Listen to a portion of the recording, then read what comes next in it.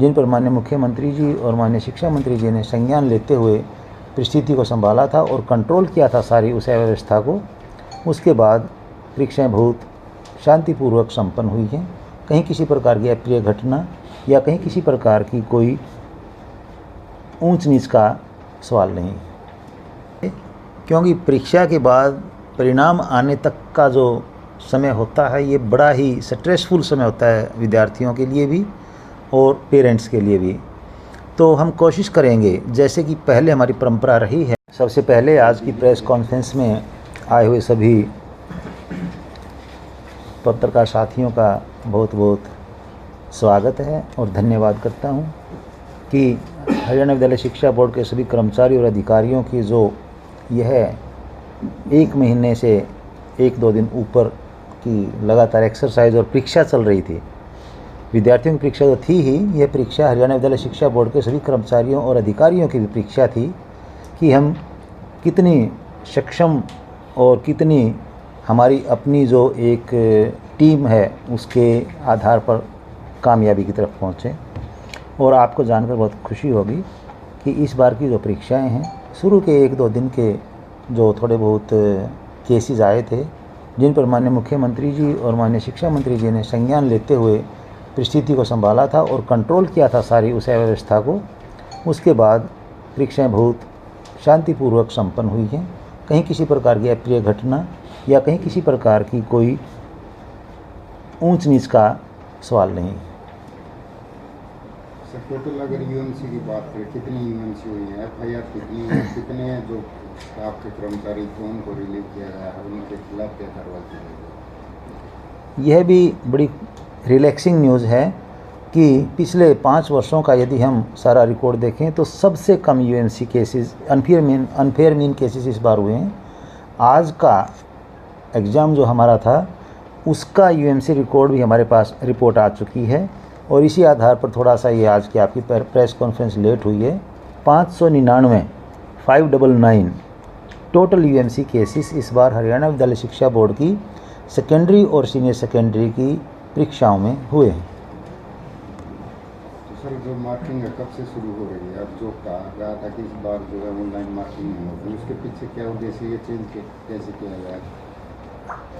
यह क्वेश्चन काफ़ी टिपिकल है, लेकिन इसमें जो क्वेश्चन का सब सेक्शन है, पहला पार्ट, उसके आधार पर मैं बता सकता हूं कि 2 अप्रैल से हमारी सेकेंडरी और 4 अप्रैल से सीनियर सेकेंडरी क्लासेस की मार्किंग शुरू हो रही है, जो कि लगभग 24 अप्रैल तक चलेंगी।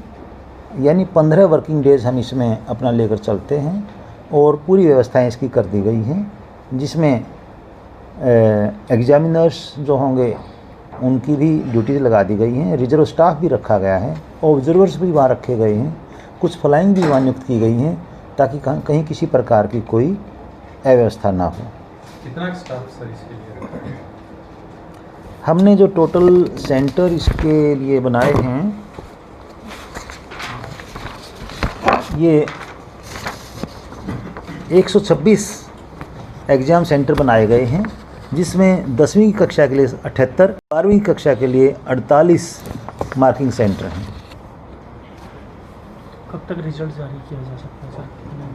बोर्ड के बाद रिजल्ट जारी करने का हरियाणा विद्यालय शिक्षा बोर्ड की कोशिश रही है कि जल्दी से जल्दी रिजल्ट जारी किया जाए, क्योंकि परीक्षा के बाद परिणाम आने तक का जो समय होता है ये बड़ा ही स्ट्रेसफुल समय होता है विद्यार्थियों के लिए भी और पेरेंट्स के लिए भी।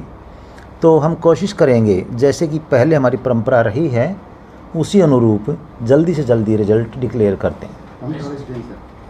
हाँ, इसके लिए 45 दिन हमारा अब तक का शायद रहा है, मिनिमम टाइम पीरियड जो रहा है। कोशिश रहेगी कि इसी पीरियड में हम रिजल्ट डिक्लेयर कर दें। एस्टेट की परीक्षा सर कब तक होने की संभावना है और जो फॉर्म है वो दोबारा खोले जा सकते हैं सर?